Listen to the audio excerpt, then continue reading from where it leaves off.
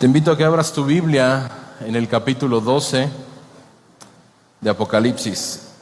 Estamos continuando con esta serie que ciertamente nos enfoca en ese anhelo, no sé si tú lo has visto de esa manera,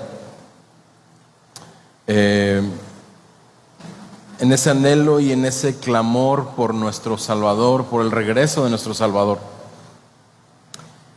Y durante ya varias semanas hemos estado estudiando este libro de Revelación y que definitivamente ha sido escrito no para entretenernos con simbolismos, con visiones, ni para que descubramos como el gran enigma que hay dentro de este libro, sino al contrario. En Apocalipsis podemos darnos cuenta de cómo Apocalipsis nos habla cuando Cristo regrese por segunda vez para reinar en esta tierra, cómo Dios juzgará, cómo Dios va a juzgar la maldad de los hombres que conscientemente le dieron la espalda, y de cómo todas las cosas terminarán y comenzará la eternidad.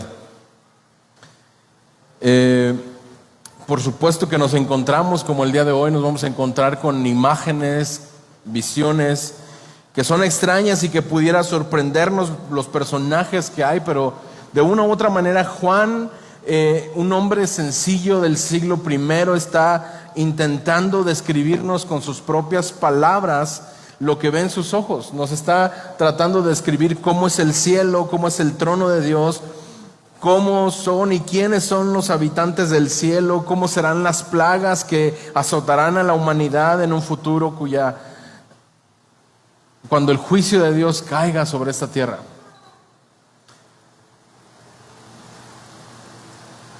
Pero lo más importante de todo esto no es precisamente esto. Lo importante es que toda la Biblia y por supuesto todo el Apocalipsis nos señala en una sola dirección. Toda la Biblia, todo Apocalipsis nos lleva a fijar nuestra vista en una sola persona, y esa persona es Cristo Jesús, el Hijo de Dios. Él creó todo el universo para Él, y Dios le envió a esta tierra para cumplir con esta última oportunidad de rescate para el ser humano. Y Jesús vino y se personificó, se hizo carne, y ahora Él murió en la cruz, resucitó, y ahora Él está sentado en el cielo junto al Padre para interceder por nosotros. Él sigue intercediendo por nosotros. Él está a la espera de que todas las personas que crean en Él y pongan su confianza en Él, estemos con Él por la eternidad. Apocalipsis nos va a ayudar para comprender mejor la profundidad de este mensaje del Evangelio, y para que comiences a disfrutar todo lo bueno que Dios tiene y todo lo bueno que habrá de venir, por muy dulce o muy amarga que sea la realidad en este momento. Apocalipsis está buscando que pongamos nuestra vista en Cristo Jesús, en las promesas que Él tiene, en la soberanía, como hemos venido hablando en todo este tiempo. Y el día de hoy vamos a ver que después de el toque de esta trompeta séptima, Juan hace un alto nuevamente en su narrativa y nos presenta diferentes personajes que van a tener un papel muy importante en la consumación final de la historia. Juan se refiere a estos personajes por medio de numerosos símbolos. Juan, en alguno de estos casos, el propio pasaje nos confirma la identidad del personaje que vamos a estar viendo, pero recuerda, es Juan mostrándonos en sus palabras, en su manera de pensar, en su manera de entender las cosas, cómo es este mundo que Él está viendo, cómo son estas visiones que Él está teniendo. Así que vamos a orar y vamos al pasaje. Señor, te doy gracias por este tiempo, por esta mañana, por la oportunidad que nos das de acercarnos a tu palabra. El día de hoy, Señor, te pido que tú obres en cada corazón en este lugar. Que ciertamente, Señor, el propósito de este pasaje pueda ser glorificar a Cristo Jesús, darnos cuenta del gran Salvador que tenemos, del maravilloso regalo de salvación que tenemos en ti, Jesús, y de la gran necesidad que tenemos de ti, Cristo Jesús. Permítenos, Dios, salir siendo transformados a través de tu palabra. En el nombre de Cristo Jesús te lo pedimos. Amén. Versículo 1 al 6 del capítulo 12. Y una gran señal apareció en el cielo: una mujer vestida del sol, con la luna debajo de sus pies y una corona de 12 estrellas sobre su cabeza. Estaba encinta y gritaba, estando de parto y con dolores de alumbramiento. Entonces apareció otra señal en el cielo. He aquí un gran dragón rojo que tenía 7 cabezas y 10 cuernos, y sobre sus cabezas 7 diademas. Su cola arrastró la tercer parte de las estrellas del cielo y las arrojó sobre la tierra. Y el dragón se paró delante de la mujer que estaba para dar a luz, a fin de devorar a su hijo cuando ella diera a luz. Y ella dio a luz un hijo varón que ha de regir a todas las naciones con vara de hierro, y su hijo fue arrebatado hasta Dios y hasta su trono.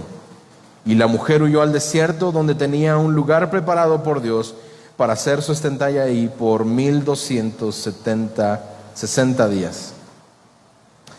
Esta es la primera de una serie de señales que Juan nos relata. Y Juan está describiendo esta señal como una gran señal. Juan claramente dice que esto es una señal, por lo tanto, no esperamos que esta mujer aparezca literalmente en la tierra. Literalmente no es una señal de una mujer que estábamos esperando o que aparece, sino Dios está utilizando esta señal para comunicar algo a Juan. Pero ¿quién es esta mujer vestida del sol?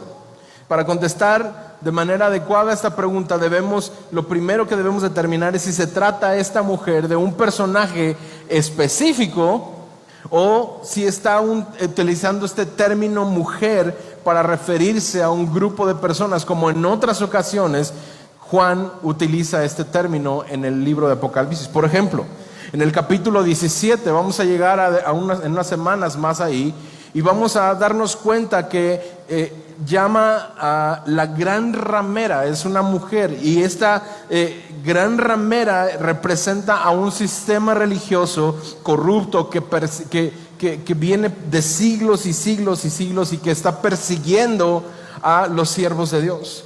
Por otro lado, en el capítulo 19 también nos vamos a dar cuenta cómo Juan hace referencia también a otra mujer que nos presenta a la esposa del Cordero. Y ahí esta referencia tiene que ver con la iglesia de Cristo. Por lo tanto, no es descabellado, pudiéramos decir así, pensar que la mujer que está hablando aquí en Apocalipsis 12 es esta mujer que dice que está vestida de sol, que tenga que ver también con un grupo de personas. La religión tradicional mexicana o la Iglesia Católica Romana dice que esta mujer es María y la describen como la reina del cielo. Pero la literatura cristiana primitiva no hace mención de ninguna referencia con respecto a que esta mujer sea María. Incluso durante la Edad Media, la mayoría de los autores equiparaban a esta mujer no con María, sino con la iglesia. Otros estudiosos han interpretado también que esta mujer es Israel, el pueblo de Dios a quien Dios consideraba como su esposa, como lo podemos ver en Isaías 53, versículo 3 al 6, si lo quieres ver más tarde. Y también en Ezequiel 16:32 hace referencia a esto, de manera que podemos concluir y llegar a esta conclusión de que esta mujer representa a la comunidad de pacto, tanto en la época del Antiguo Testamento como en la época del Nuevo Testamento y hasta el día de hoy. Juan nos habla y empieza a comentarnos y nos empieza a dar estos simbolismos y nos dice que esta visión que él está teniendo, esta mujer, está el sol, la luna y 2 estrellas, y curiosamente estos mismos elementos No sé si tú recuerdes dónde hay estos elementos: sol, lunas, estrellas, 12 estrellas. Pero si no lo recuerdas, en Génesis 37:9, José está teniendo una visión. El hecho de que esta mujer sea representada como vestida de sol, está hablando de que está sugiriendo la gloria o esplendor o brillo, celestialidad, dignidad, una posición, digamos, exaltada. Y ahora en la visión de Juan que tiene en este pasaje, nuevamente se presenta a Israel en tiempos posteriores como si de algún modo volviera a surgir de en medio de las adversidades. Recuerda, veníamos hablando acerca de este pueblo que estaba experimentando persecución, de este pueblo que estaba experimentando el asedio del gobierno, el asedio de todos aquellos que incluso mismos judíos estaban entregando a otros, a las autoridades. Israel, el pueblo de Israel fue escogido por Dios para ser un pueblo especial, más que otro pueblo en el mundo. En la visión de Juan no solamente dice, son representados como una corona de 12 estrellas.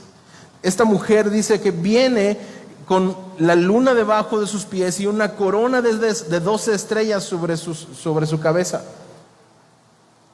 Esto nos representa al pueblo de Dios y está ejemplificando a estos 12 patriarcas, a estos del viejo pacto, y en el nuevo pacto a los 12 apóstoles. En conjunto, toda esta visión acerca de esta mujer nos habla de gloria, nos habla de luminosidad, de algo que está brillando, de algo que es notoriamente glorioso, luminoso. Pero en segundo lugar podemos darnos cuenta que esta mujer está presentada como una madre. Si te fijas ahí en el pasaje nos dice, estaba encinta, versículo 2, y gritaba, estando de parto con dolores de alumbramiento. Más adelante en el versículo 5 nos dice que ella va a dar a luz a un hijo varón que regirá con vara de hierro a todas las naciones. Y es importante que podamos darnos cuenta cómo Juan está usando aquí una referencia del Salmo 2. Incluso algunos autores del Nuevo Testamento asocian este pasaje del Salmo 2 con Jesucristo. El apóstol Pablo, explicando los enormes privilegios que Dios ha dado a esta nación de Israel, dice que uno de ellos era que de Israel vendría el Cristo. Si tú te fijas en Romanos 9, versículo 4 y 5, dice, porque son israelitas a quienes pertenece la adopción como hijos y la gloria, los pactos, la promulgación de la ley, el culto y las promesas, de quienes son los patriarcas y de quienes según la carne procede Cristo, el cual está sobre todas las cosas, bendito Dios por los siglos. Amén. Cuando Juan escribe este pasaje, o cuando Juan está escribiendo este libro, sabemos que Jesús ya había nacido, el nacimiento de Jesús ya había ocurrido. Pero Juan pone en contraste o en relieve, pudiéramos decir, este texto refiriéndose aquí al nacimiento de Jesús, para subrayar este conflicto de años y de tiempo atrás que Satanás había fomentado en contra de Dios. Durante este pasaje nos vamos a encontrar con una guerra, nos vamos a encontrar con una persecución, guerra en el cielo, guerra en la tierra, persecución contra la iglesia, y es lo que estamos viendo el día de hoy en este pasaje. Mira cómo es que Juan usa aquí una parte del Salmo 2 en la que Dios establece a Cristo como el Rey soberano de este mundo. Salmo 2, versículos 7 y 9. Dice, ciertamente anunciaré el decreto del Señor que me dio. Mi hijo eres tú. Yo te he engendrado hoy. Pídeme y te daré las naciones como herencia tuya y como posesión tuya los confines de la tierra. Tú los quebrantarás con vara de hierro, los desmenuzarás como vaso de alfarero. Otro pasaje que también podemos conectar con este texto de Apocalipsis lo encontramos con el profeta Isaías. Isaías 26, versículo 17.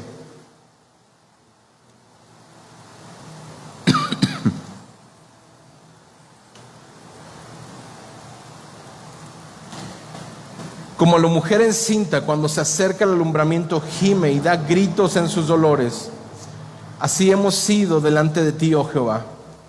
Concebidos tuvimos dolores de parto, dimos a luz viento, ninguna liberación hicimos en la tierra, ni cayeron los moradores del mundo. Tus muertos vivirán, tus cadáveres resucitarán. Despertad y cantad, moradores del polvo, porque tu rocío es cual rocío de hortalizas, y la tierra dará sus muertos. Anda, pueblo mío, entre tus aposentos, cierra tras de ti tus puertas, escóndete un poquito por un momento en tanto que pasa la indignación, porque he aquí que Jehová sale de su lugar para castigar al morador de la tierra por su maldad contra él, y la tierra descubrirá la sangre derramada sobre ella, y no encubrirá ya más sus muertos. En aquel día Jehová castigará con su espada dura, grande y fuerte, al Leviatán, serpiente veloz, y al Leviatán, serpiente tortosa, y matará al dragón que está en el mar. Por tanto, podemos ver, hermanos, que desde la antigüedad Dios ha prometido a su pueblo Israel que aunque castigará sus pecados, nunca se olvidaría de ellos y volvería a tratar con ellos como nación al final de los tiempos, liberándolos de cada uno de sus enemigos, entre los que se incluían también naciones poderosas, ejércitos, incluso, como lo vamos a ver el día de hoy, del mismo Satanás. Juan vio una segunda señal en el cielo y nos introduce a un nuevo personaje en esta escena. Nos dice en el versículo 3: entonces apareció otra señal en el cielo. He aquí un gran dragón rojo que tenía 7 cabezas y 10 cuernos, y sobre sus cabezas había diademas. Esta descripción que Juan nos hace de él nos dice en primer lugar que es un dragón rojo. Un dragón rojo como el color de la sangre, un ser sediento de sangre que desea eliminar al hijo varón que estaba por nacer. Y también se nos dice que tenía 7 cabezas, 10 cuernos, lo que sugiere inteligencia, poder. Después de caer en pecado, obviamente Adán pierde el poder o pierde el dominio, ¿no?, sobre la creación de Dios.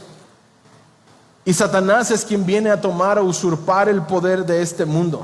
Ahora el dragón estaba dominando sobre autoridades principales, sobre movimientos políticos, sobre ideas filosóficas. Y algo que podemos darnos cuenta es que este dragón sigue gobernando este mundo hasta el día de hoy. En otro detalle, pudiéramos decir, interesante de este dragón es que no viene solo.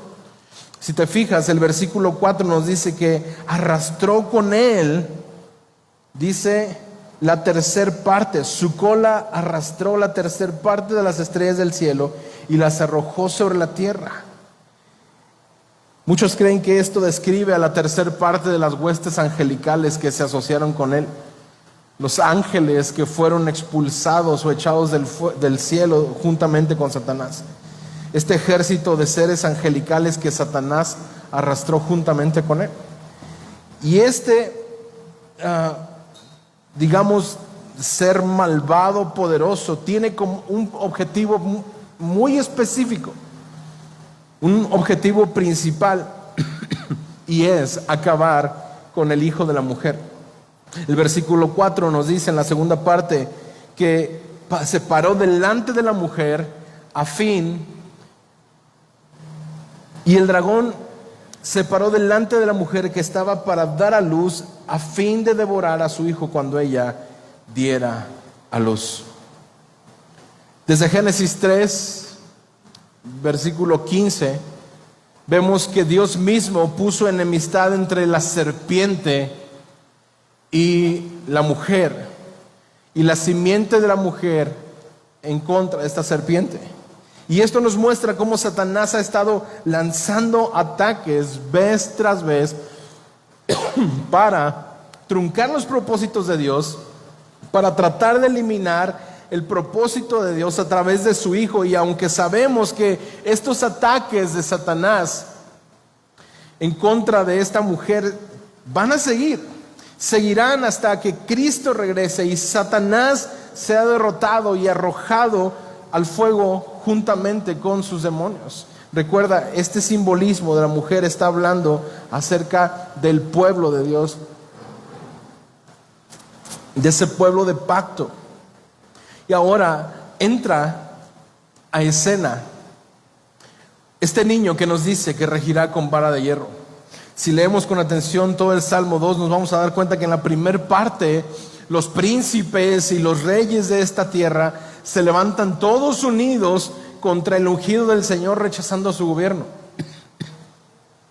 Esto obviamente tuvo su cumplimiento en la primera venida de nuestro Señor, tal como lo interpretaron los apóstoles ahí en Hechos 4. Pero la actitud de los hombres, lo hemos estado viendo pasajes atrás en este mismo libro, a pesar del castigo, a pesar de que se presentó un Salvador, a pesar de que se les han dado demasiado testimonio, la actitud del ser humano no cambia ni puede impedir que los planes de Dios se cumplan. Así que el salmista dice ahí en el Salmo 2, versículos 4 y 6, el que se sienta como rey en los cielos se ríe, el Señor se burla de ellos. Luego les hablará en su ira y en su furor los aterrará diciendo, pero yo mismo he consagrado mi rey sobre Sión y mi monte santo. Es decir, el Señor mismo ha determinado que Cristo Jesús sea quien regirá, quien desatará la ira y el furor y aterrará a todos aquellos que han estado en contra de su propósito. Finalmente Dios gobernará las naciones, pero lo hará con vara de hierro.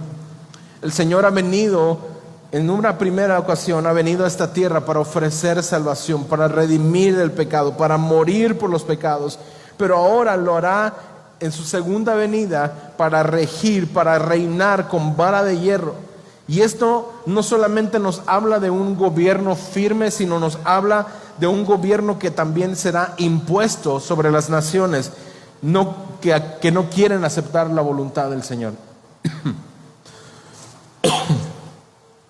A pesar de todas estas circunstancias de adversidad con las que Cristo se encontró cuando vino a este mundo, Dios mismo intervino, constituyéndole a Cristo Jesús como Señor supremo de este mundo y sentándolo juntamente con Él en su trono. Y su Hijo, dice ahí, fue arrebatado para Dios y para su trono. Es importante que nos demos cuenta que este arrebatamiento del Hijo para ser llevado al cielo no tenía el propósito de escaparse de esta hostilidad de Satanás, sino que tenía la finalidad de ocupar un puesto que legítimamente le pertenecía. Hemos estado hablando de que Jesús es presentado durante todo Apocalipsis, nos presenta a Jesús como el Rey soberano, como el que está sentado en el trono, como el que es digno de tomar el libro, desatar los sellos, como aquel que ejecutará el juicio en contra de estas naciones. Pero también vemos que Apocalipsis nos muestra a este dragón, a este ser que está apareciendo aquí. Y si tú lo notas o lo has notado, durante por lo menos 5 veces en el capítulo 12 nos dice que Satanás es derrotado. Es derrotado. Es derrotado. Es evidente que ante el fracaso de este dragón por destruir al hijo varón de la mujer, ahora va a intentar acabar con ella. Fíjate versículo 5, y ella dio a luz a un varón que ha de regir a todas las naciones con vara de hierro, y su hijo, dice, fue arrebatado hasta Dios y hasta su trono. Y la mujer huyó al desierto, donde tenía un lugar preparado por Dios para ser sustentada allí por 1270 años, pues 60 días ya.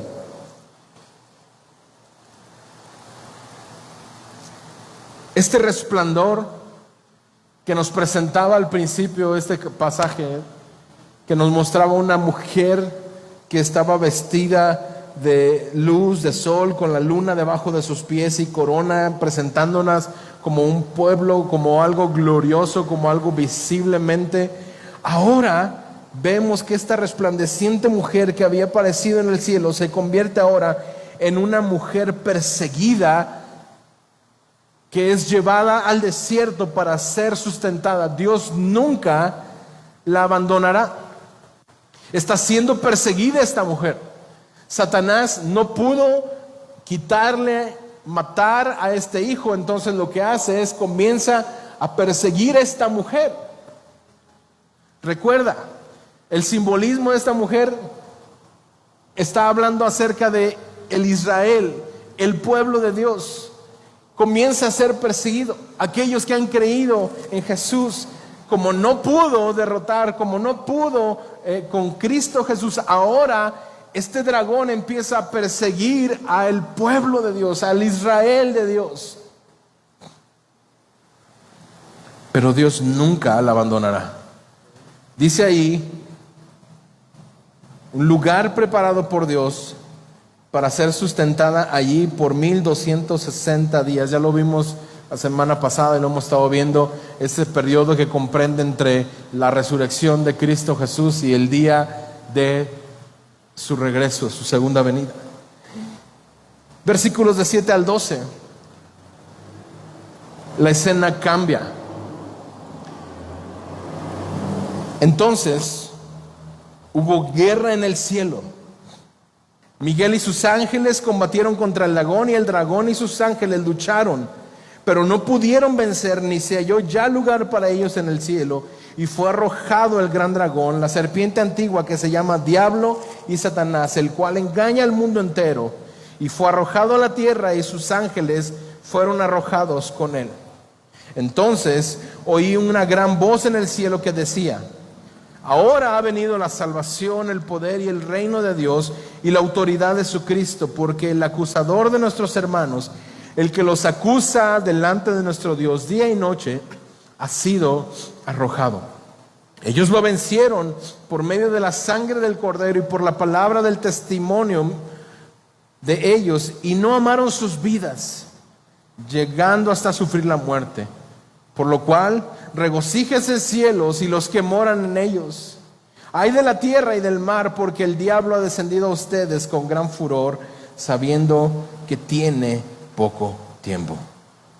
Una vez más, este libro de Apocalipsis nos abre como ese telón, pudiéramos decirlo así, para que podamos ver que en este mundo hay realmente seres espirituales que participan en esta guerra espiritual, pudiéramos llamarla así, en el cual tú y yo estamos inmersos. Hay una guerra que está desatándose, una guerra espiritual que está desatándose, y es mucho más real de lo que tú y yo pudiéramos pensar o creer. Cuando Jesús completó su obra mediadora aquí en la tierra, Él ascendió al cielo y pasó a ocupar su lugar a la diestra de Dios, asumiendo su papel como abogado ante el Padre. Jesús pagó el precio para liberar a su pueblo. Y vemos que ahora esta guerra comienza, y Miguel y sus ángeles luchan contra este dragón y sus ángeles, pero dice que no pudieron vencer. El dragón y sus ángeles no pudieron vencer. Como resultado de esta batalla feroz, el dragón y sus ángeles, dice ahí, no prevalecieron, ni se halló ya lugar para ellos en el cielo, y fueron lanzados a la tierra. Es decir, Satanás y sus ejércitos son derrotados. Fueron derrotados, lo cual, esto implica la expulsión del cielo. No podían estar, se trata lógicamente de un desalojo violento. Es como, y no hay lugar para ti, no puedes entrar más aquí. Y con eso se da un nuevo a la degradación final de Satanás. Es decir, la base de su derrota definitiva tuvo lugar, escucha esto, cuando nuestro Señor Jesucristo murió en la cruz y resucitó. Justo antes de esto, Él anunció en Juan 12:31, ahora es el juicio de este mundo. Ahora el príncipe de este mundo será echado fuera. El príncipe de este mundo ya ha sido juzgado. Satanás ya ha sido juzgado. Esta batalla que se desarrolla en el cielo, este gran dragón que había sido identificado como Satanás juntamente con sus ángeles, dice que son arrojados a la tierra porque ahora el cielo les está prohibido. Ahora están confinados a esta tierra y curiosamente están confinados a esta tierra para seguir su obra engañosa y destructora, como lo hemos visto desde Génesis. Con todo esto, no puede hacerse todo lo que quiera. Aún con todo y que Satanás fue arrojado a la tierra, Satanás está sujeto a Dios, a lo que Dios solamente le permite hacer. Dios es quien gobierna sobre este mundo y lo hemos visto durante todo este libro de Apocalipsis. Está sentado en el trono y Él gobierna todo. Versículo 10 al 12 nos dice acerca de esta voz que, aunque no se identifica quién es, podemos darnos cuenta que dice: y oí una gran voz en el cielo que decía, ahora ha venido la salvación, el poder y el reino de nuestro Dios y la autoridad de su Cristo, porque el acusador de nuestros hermanos, el que las acusa delante de nuestro Dios día y noche, ha sido arrojado. Ya ha sido quitado Satanás de delante del trono. Ya no hay un acusador. Ya el acusador no puede estar acusando. Ahora Jesús está sentado en el trono como abogado, intercediendo por ti y por mí. El tema que tiene que ver esto es que la autoridad de Cristo y su reino está presente. Ha llegado el momento en el que el Señor está reinando sobre todos los reinos y llegará en el cual estará reinando sobre toda la tierra, tal como habían anunciado los profetas a lo largo de toda la historia bíblica. Pero no solamente va a reinar, sino que también va a manifestar los planes perfectos, el efecto de esta salvación y la victoria que Él ha conseguido para aquellos que creen en Cristo Jesús. Tú y yo como creyentes podemos ver la proximidad de la venida del reino de Dios. Debemos estar pendientes y anhelantes de que su reino venga pronto, porque algo que queda garantizado es que a causa de la expulsión de Satanás y sus ángeles del cielo, ahora ha sido garantizada una victoria y el cielo lo celebra. Lo vemos en el versículo 10. El cielo está celebrando la victoria y tú y yo podemos celebrar esta victoria también, porque Satanás ha perdido la batalla. Pero como creyentes debemos estarnos y reconocer que esta victoria no es una victoria que ha sido nuestra, sino es una victoria única y exclusivamente del Cordero, quien por medio de su sangre nos ha limpiado y nos ha justificado.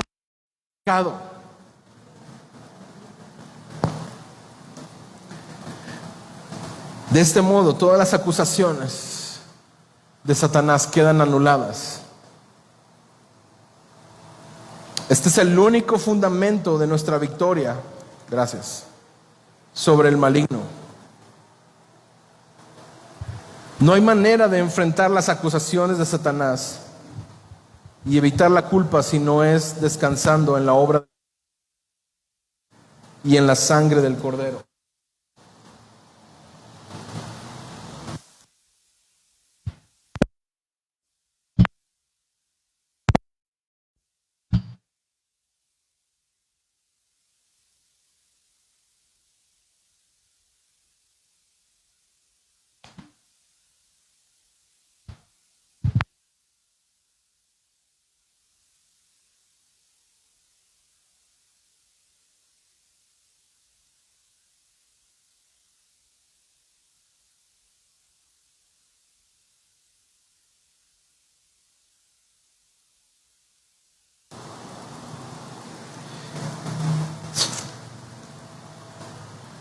Gracias.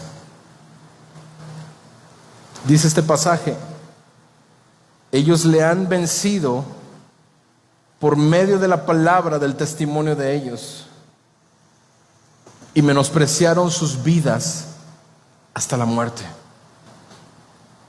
No hay manera de enfrentar las acusaciones de Satanás y evitar la culpa si no es descansando en la obra de la cruz y en la sangre del Cordero. Como creyentes debemos de saber cuál es el precio que puede llegar a tener, o cuál es el precio que podemos llegar a pagar por ser fieles a Cristo Jesús. Y especialmente en este mundo, el sacrificio será la norma para todos los que confiesen a Cristo Jesús. Aún así, como verdaderos creyentes, no debemos de doblegarnos ante la persecución, ante las amenazas, y no porque tengamos poder en sí mismos para resistir cualquier tipo de sufrimiento, sino porque el poder de Dios es quien sostiene a los creyentes aún en los momentos de mayor angustia. Es por la sangre del Cordero. Aunque la tortura, la muerte o el martirio pudieran parecer derrotas, en este pasaje podemos darnos cuenta que se presentan como victorias sobre el enemigo. Y lo son porque demuestran que el diablo es un mentiroso y está equivocado. Porque el Señor sustenta a su pueblo aún en medio de la persecución. Y el verso 12 nos da un anuncio que causa alegría y gozo a unos y dolor y tristeza a otros. Versículo 12 dice: por lo cual, regocijaos, cielos, y los que moráis en ellos. Ay de la tierra y del mar, porque el diablo ha descendido a vosotros con gran furor, sabiendo que tiene poco tiempo. La exhortación es a regocijarnos, y está relacionada con el hecho de que Satanás ya no tiene acceso al cielo para seguir acusando a los creyentes. Pero en segundo lugar, estas son las malas noticias para los que son los moradores de la tierra, aquellos que siguen el camino de la carne. El diablo sabe que tiene poco tiempo y viene a la tierra decidido a derramar su ira y hacer tanto mal como él pueda. Es como si el dragón fuera como estas ollas de presión, de estas ollas hirviendo. Se da uno cuenta de esta furia o de esta fuerza incontrolada que está atada dentro de esta olla y que en la cual ha sido puesta. Si tú destapas una olla a presión, mientras tiene la presión, ¿qué es lo que sucede? Explota, truena. Te das cuenta que hay una fuerza enorme adentro, pero es una fuerza que está contenida. De la misma manera, la furia incontrolada de Satanás ha sido limitada por Dios, aun y cuando ha sido arrojado a esta tierra. Versículo 13 al 17. Cuando el dragón vio que había sido arrojado a la tierra, persiguió a la mujer que había dado a luz al varón, y se le concedió a la mujer las dos alas de la gran águila a fin de que volara de la presencia de la serpiente al desierto, a su lugar donde fue sustentada por un tiempo, tiempos y medio tiempo. La serpiente arrojó de su boca tras la mujer agua como un río, para que ella fuera arrastrada con la corriente, pero la tierra ayudó a la mujer, y la tierra abrió su boca y tragó el río que el dragón había arrojado de su boca. Entonces el dragón se enfureció contra la mujer y salió para hacer guerra contra el resto de la descendencia de ella, los que guardan los mandamientos de Dios y tienen el testimonio de Jesús. Ahora que el dragón ya no tiene acceso al hijo varón de la mujer, el principal objetivo de su ira es la mujer. Desde ese momento se dirige a esta representación del pueblo de Israel, pero Dios responde poniendo a la mujer a salvo. Dice, se le dieron a esta mujer 2 alas de la gran águila para que volase delante de la serpiente al desierto, a su lugar donde es sustentada.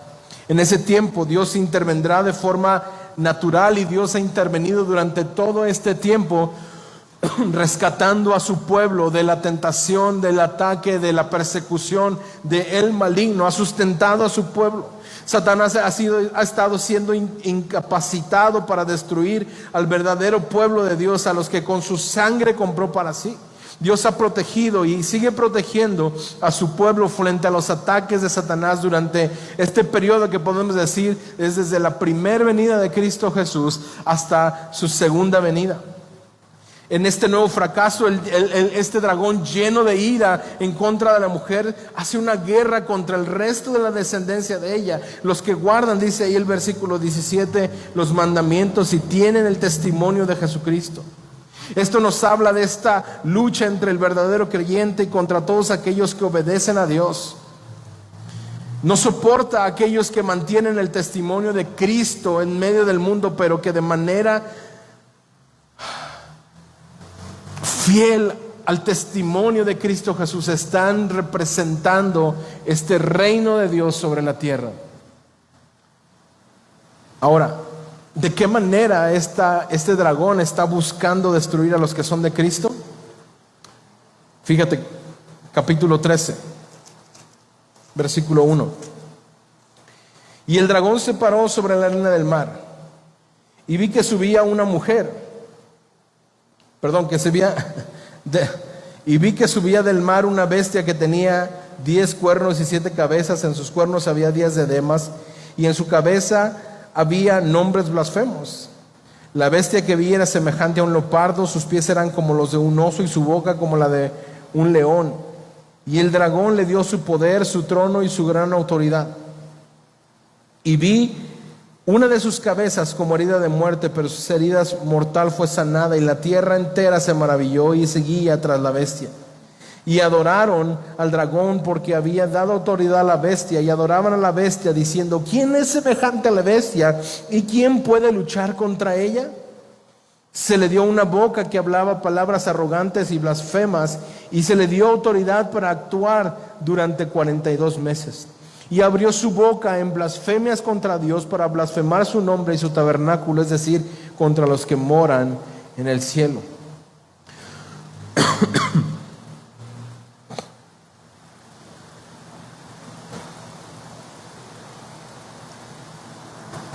El gran dragón, la serpiente antigua,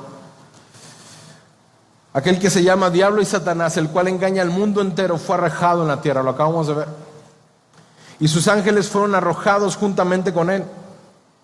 Él sabe que tiene poco tiempo, así que su esfuerzo por hacer todo el daño posible en la tierra es cada vez mayor. Y es entonces cuando este dragón toma la iniciativa de delegar su poder a 2 bestias que nos encontramos en este capítulo. El dragón perseguía a la mujer, símbolo de Israel, y también a la descendencia de ella, a los seguidores fieles del Señor Jesús, tanto judíos como gentiles. Y ahora en este capítulo nos vamos a dar cuenta y nos explica cómo se lleva a cabo esta persecución. Este dragón, Satanás, ahora encontramos que él delega su autoridad en 2 bestias y que surge una del mar. Fíjate, primer bestia, el dragón se paró sobre la arena del mar, y vi que subía del mar una bestia que tenía 10 cuernos y 7 cabezas. En sus cuernos había 10 diademas, y en su cabeza había nombres blasfemos. La bestia que vi era semejante a un leopardo, sus pies eran como los de un oso y su boca como la boca de un león. El dragón le dio su poder, su trono y su autoridad. Si has leído el libro de Daniel, probablemente te puedes dar cuenta que la forma en cómo inicia este capítulo 13 nos recuerda ese capítulo 7 en Daniel, donde se narra acerca de estas 4 bestias que representan que también suben del mar y que tienen semejanza a estos mismos animales que menciona Juan en este capítulo 13 de Apocalipsis. En Daniel se menciona el león, el oso y el leopardo. Y un comentarista dijo sobre esto: mientras las 4 bestias de Daniel 7 representan 4 imperios mundialmente, históricamente sucesivos, la bestia del mar de Apocalipsis 13 es una combinación creativa de Juan con todas ellas. Todas las características malignas de estos 4 reinos están encarnadas en la bestia del mar, que viene a ser el agente principal de Satanás en la persecución del pueblo de Dios. Las bestias de Daniel representan un trono y poderes, pero tanto en Daniel como en Apocalipsis se habla de un agente del mal que representa poder, trono, autoridad, como lo podemos ver en su descripción. Sin duda alguna, el aspecto de esta bestia es terrible, pero lo que realmente lo hace un enemigo altamente peligroso es el hecho de que el dragón le ha dado su poder, su trono y grande autoridad. Nos encontramos pues ante un ser que encarna al mismo Satanás. De algún modo, la afinidad entre el dragón y la bestia pretende imitar esta relación íntima entre el Padre y el Hijo. Es decir, esta bestia sube del mar y simboliza este poder perseguidor de Satanás. Simboliza este Satanás que está incorporando en todas las naciones y poderes del mundo a lo largo de toda la historia su poder para destruir, para dominar, para perseguir y matar a aquellos que forman parte del pueblo adquirido de Dios. El día de hoy podemos ver una clara agenda que se está promoviendo, que va en contra de los valores bíblicos cristianos. Hay una agenda anticristiana, hay una agenda de persecución.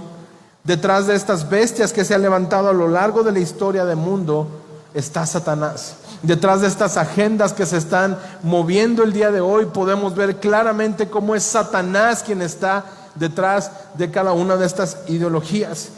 Esta semana pasada, en nuestro país, el día 20 de julio, si no me equivoco, en Veracruz se convierte el 4º estado de la República que autoriza el aborto como legal dentro de México. El día 20 y pico de este mes, en esta semana pasada, Baja California Sur legisla a favor de legisla a favor de la identidad trans, que prohíbe por cualquier medio las terapias de reconversión y la promulgación de esta identidad de género como algo malo. Eso, hermanos, no es casualidad. Esto, hermanos, forma parte de una agenda anticristiana, y que no pasará mucho tiempo en el cual la iglesia y los creyentes seremos tachados de intolerantes, seremos señalados y probablemente hasta perseguidos.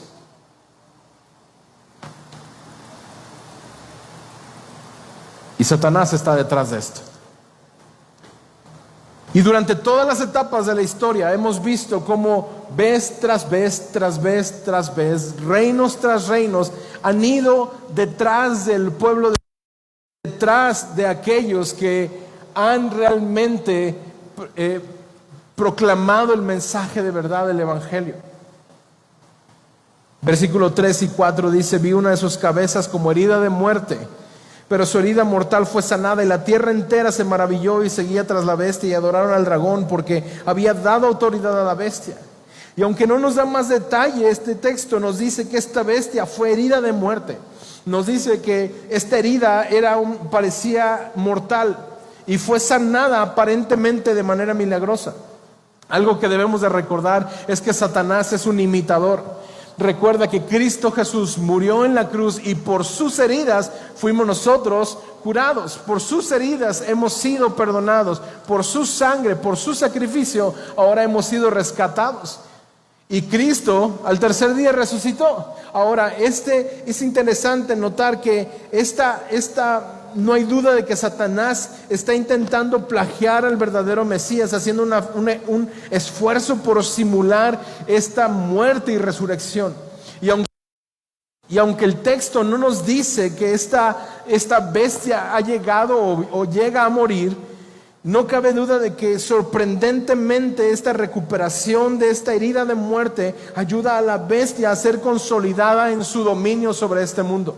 Es decir, el mundo, aquellos que habían visto que esta bestia estaba siendo dañada, que había estado herida de muerte, ahora dice el versículo, la tierra se maravilló y seguían tras esta bestia y adoraron al dragón. Adoraron al dragón porque había dado autoridad a la bestia, y adoraron a la bestia diciendo: ¿quién es semejante a la bestia y quién puede luchar en contra de ella?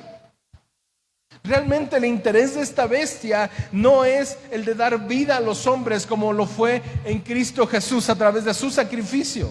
El interés de esta bestia no es dar vida a los hombres, sino conseguir que todos adoren a Satanás. Y fíjate, versículo, ¿adoraron a quién? Versículo 4. ¿Adoraron a quién? ¿A la bestia?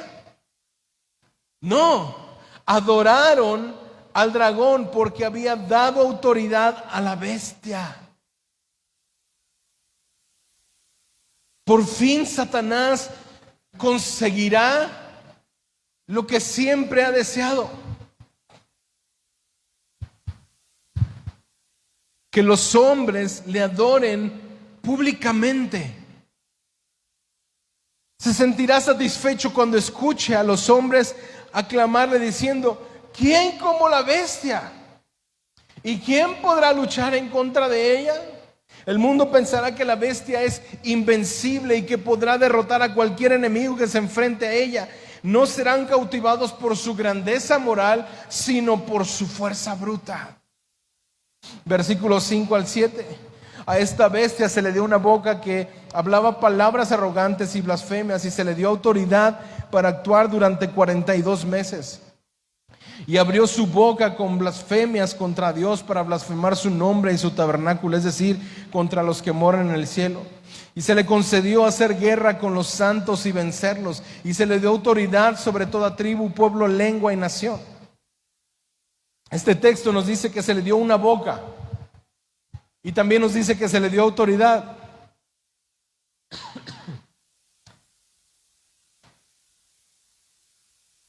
¿Recuerdas que durante todo este tiempo hemos visto que Dios es soberano?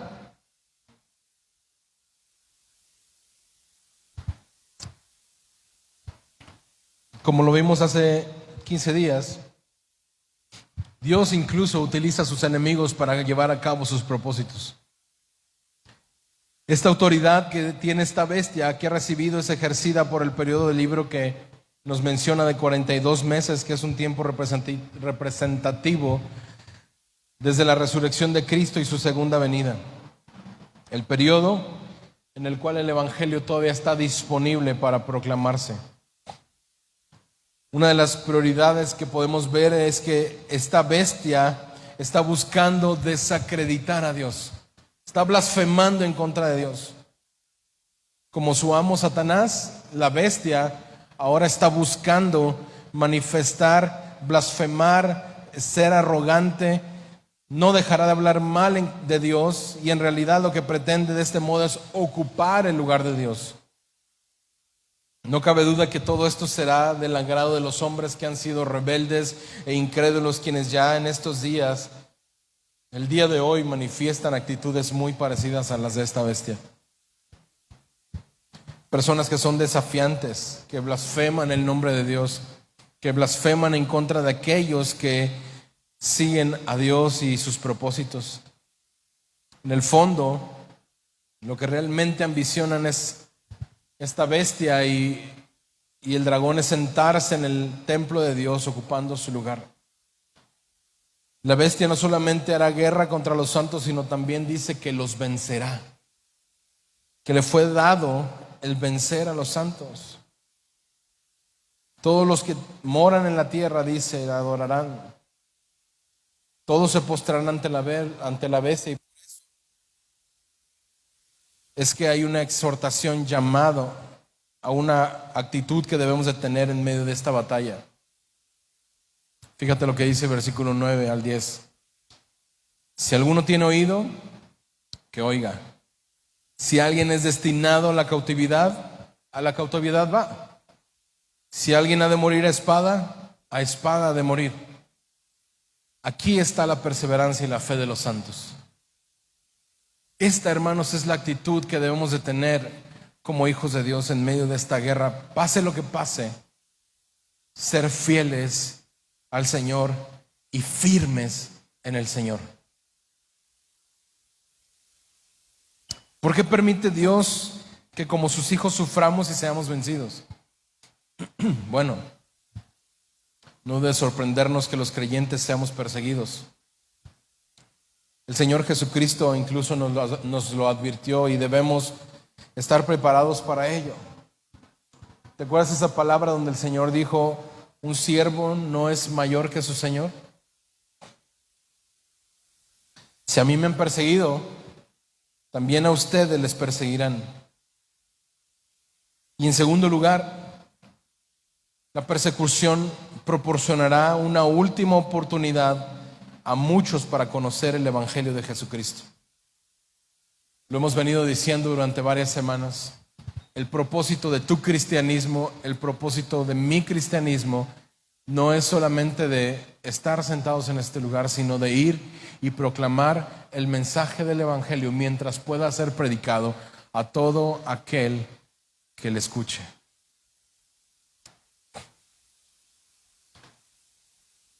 Os entregarán, dice Marcos 13:9, a los concilios y en las sinagogas les azotarán delante de gobernadores y de reyes, los llevarán por causa de mí.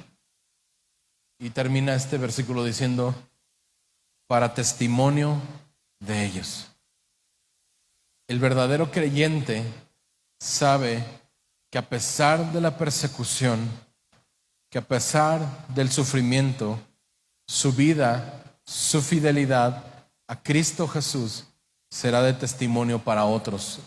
Y ese, hermanos, es el Evangelio, no nada más hablado, sino puesto en práctica. Hermanos, esta guerra espiritual habrá sufrimiento, pero nada debe de apartarnos de ser fieles a Jesús. La iglesia ha sido perseguida por siglos, no solo está en pie. La iglesia que ha sido perseguida por siglos y siglos no solamente es una iglesia que está en pie el día de hoy. No solamente ha permanecido esa iglesia, sino que las puertas del infierno siguen retrocediendo ante esta iglesia que, aunque ha sido perseguida, también ha sido preservada por su Creador, por su Señor. Esto, hermanos, es realmente impresionante, porque a pesar de la persecución, la iglesia de Cristo no caerá.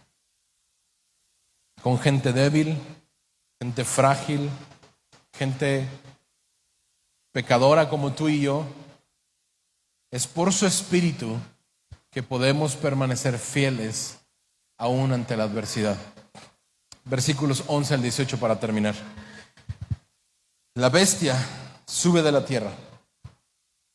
Vi como otra bestia que subía de la tierra. Tenía 2 cuernos semejantes a los de un cordero y hablaba como un dragón. Ejerce toda la autoridad de la primer bestia en su presencia y hace que la tierra y los que moran en ella adoren a la primer bestia cuya herida mortal fue sanada. También hace grandes señales de tal manera que aún hace descender fuego del cielo a la tierra en presencia de los hombres. Además engaña a los que moran en la tierra a causa de las señales que se le concedió hacer en presencia de la bestia, diciendo a los moradores de la tierra que hagan una imagen de la bestia que tenía la herida de la espada y que ha vuelto a vivir. Y se le concedió dar aliento a la imagen de la bestia para que la imagen de la bestia también hablara y diera muerte a todos los que no adoraran a la imagen de la bestia. Y hace que a todos, pequeños y grandes, ricos y pobres, libres y esclavos, se les dé una marca en la mano derecha o en la frente, para que nadie pueda comprar ni vender, sino el que tenga la marca, la cual es el nombre de la bestia o el número de su nombre. Aquí hay sabiduría. El que tiene entendimiento que calcule el número de la bestia, porque el número es de un hombre y su número es 666. Esta bestia, hermanos, representa oposición. Y no solamente representa oposición a el pueblo de Dios, sino que demuestra o representa oposición a todo lo que viene del cielo y todo aquello que carece de todo lo que es celestial. La primer bestia que subió del mar, ahora va a ser ayudada en su diabólica misión por esta otra bestia. Y aparentemente esta otra bestia parece como que no es tan peligrosa, aunque pareciera que no es tan dañina, pero el hecho de que proceda de la tierra quiere dar a entender que será un poder que surgirá de entre la gente, de entre el pueblo ordinario. El libro de Apocalipsis, hermanos, llama a esta segunda bestia como el falso profeta. Y se trata de un representante o de un personaje probablemente religioso que por medio de grandes señales conseguirá convencer a todos para que adoren la imagen de la bestia. La meta fundamental de esta segunda bestia no es atraer a los hombres hacia una nueva religión, sino hacia la persona o al poder de la bestia, a fin de que todos consideren a la bestia como un ser divino, como algo digno de adorar.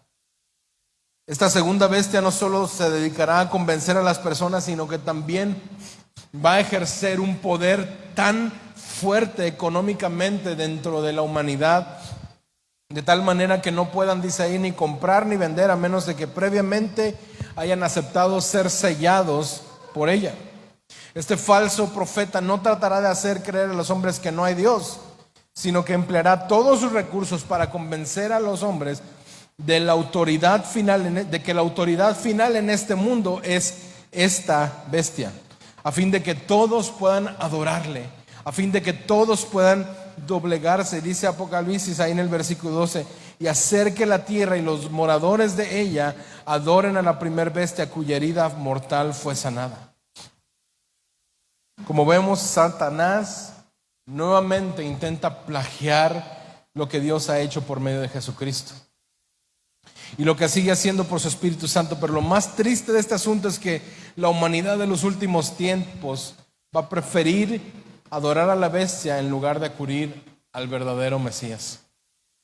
La bestia quiere que todos los hombres y mujeres del mundo manifiesten públicamente que son adoradores suyos. De ahí que esta marca sea puesta en diferentes partes del cuerpo. Aquí nos dice la mano o la frente, que son lugares difíciles de ocultar. Esta marca será la imitación que Satanás hará de este sello que Apocalipsis nos ha hablado, que tienen todos aquellos que forman parte del pueblo de Dios, aquellos que fueron sellados en su frente y fueron llamados siervos de Dios. Si tú te acuerdas de esta cifra, 144,000 sellados. Es verdad que Satanás es maestro imitador. Ahora, este sello no se trata de un chip, no se trata de un código de barras que va a ser impreso, que va a ser implantado en la piel de los seres humanos, no. Así como la marca de los 144,000, esta marca de la bestia mostrará la pertenencia de los incrédulos, de aquellos que realmente son seguidores del maligno, aquellos que son leales a Satanás, estarán siendo marcados. ¿Y sabes qué, hermano? Tú y yo teníamos esa marca. Tú y yo teníamos esa marca sobre nosotros. Ahora Cristo, con su poder, con su sangre, Ha borrado esa marca que nos identificaba como pertenencia del maligno y nos puso su sello de propiedad. Ya no pertenecemos a Satanás. Cristo nos ha rescatado. Ahora somos de Cristo Jesús. ¿Eres de Cristo? Vive como un hijo de Cristo. Quien no tenga esa marca, dice, no tendrá la posibilidad de comprar o vender. Y esto implica que la bestia llevará a cabo una reorganización de todo este sistema económico mundial, unificándolo, al igual que también hará con la religión.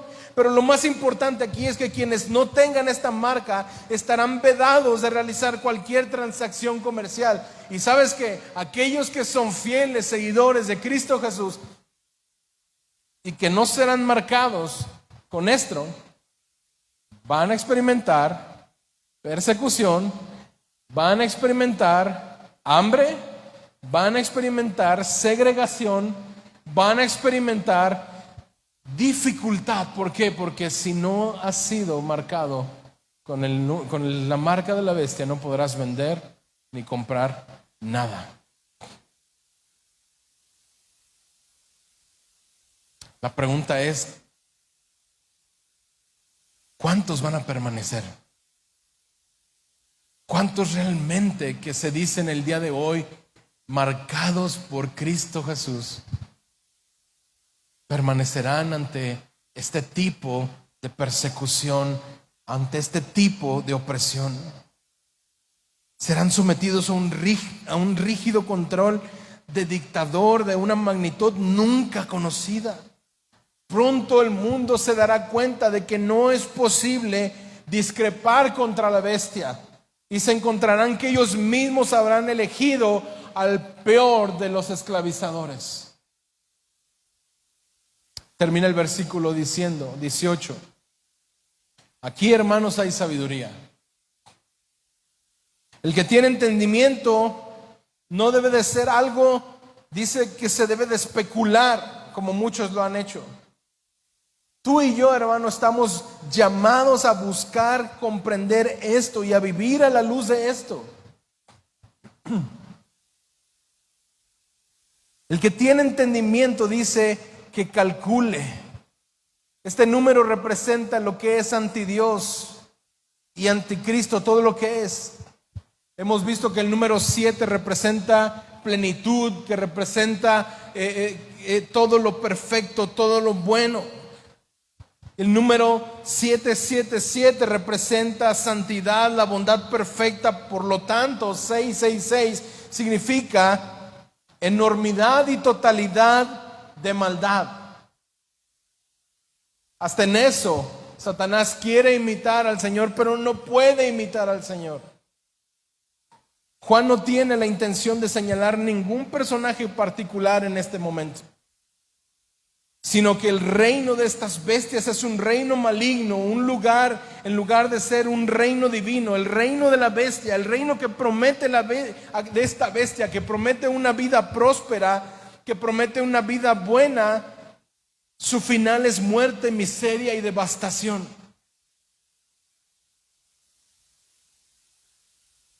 El gozo es para ti y para mí, que hemos sido comprados a precio de sangre.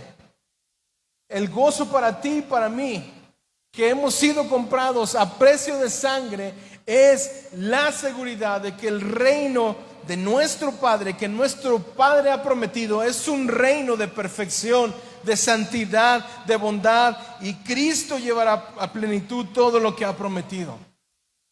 En unas semanas más vamos a estar viendo cómo todo esto que se ha levantado para ir en contra del pueblo, de la voluntad y de los valores y principios que el Señor ha declarado en las Escrituras, será castigado, será derrotado y enviado a este lago de fuego. Y entonces lo que Cristo ha prometido, el reino de Cristo vendrá a ser por la eternidad para Él, para el disfrute de Él y de sus pueblos, de su iglesia. El gozo para aquellos que hemos sido comprados con la sangre de Cristo Jesús es que Cristo llevará a plenitud todo lo que prometió. Qué bendición tenemos, hermanos, Qué bendición tenemos en Jesucristo, en su palabra. Recordemos de dónde el Señor nos ha rescatado, de dónde es que el Señor nos ha traído, de dónde es que el Señor nos ha llamado para ser suyos. Qué bendición tenemos en haber escuchado el mensaje del Cristo crucificado, que ofrece perdón, que ofrece paz, que ofrece gozo por siempre y para siempre.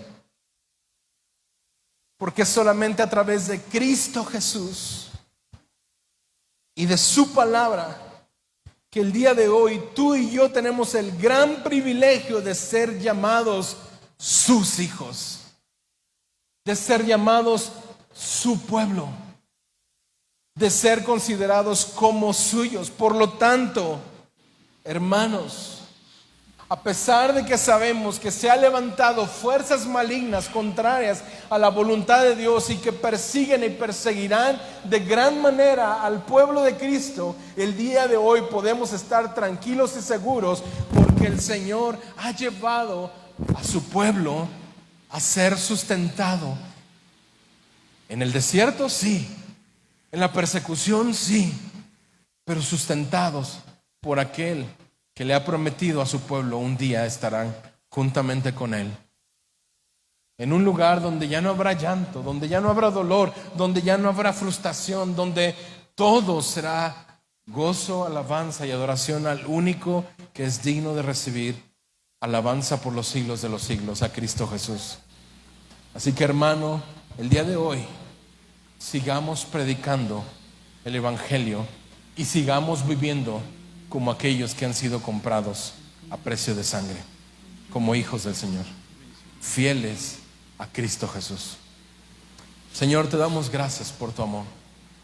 Te damos gracias por tu palabra, oh Dios, porque solamente tú eres digno de adoración, porque solamente tú nos has rescatado y nos has llamado un pueblo para ti, Señor. Nos has escogido y nos has dado, Señor, a través de Cristo Jesús, una esperanza de eternidad, Jesús. Y a pesar de todo lo que podamos estar viendo y a pesar de todo lo que este mundo experimentará, Señor, sabemos que tú, Señor, has destinado que tu pueblo sea sustentado, Señor, aún en medio de la persecución. Y el día de hoy te damos gracias. Te pedimos, Señor, que nos permitas a través de cada circunstancia que atravesemos, a pesar de la persecución, a pesar del dolor, a pesar del sufrimiento, que nos permitas, Señor Jesús, seguir fieles a ti, seguir firmes a ti, porque aún y que muramos, Señor, nuestro final es garantizado como victoria, porque tú ya has vencido. Te damos gloria. Tú eres nuestra esperanza en esta vida y aún, Señor, en la muerte. Tú eres nuestra gloria, tú eres nuestra esperanza. A ti te damos gloria. Amén y amén.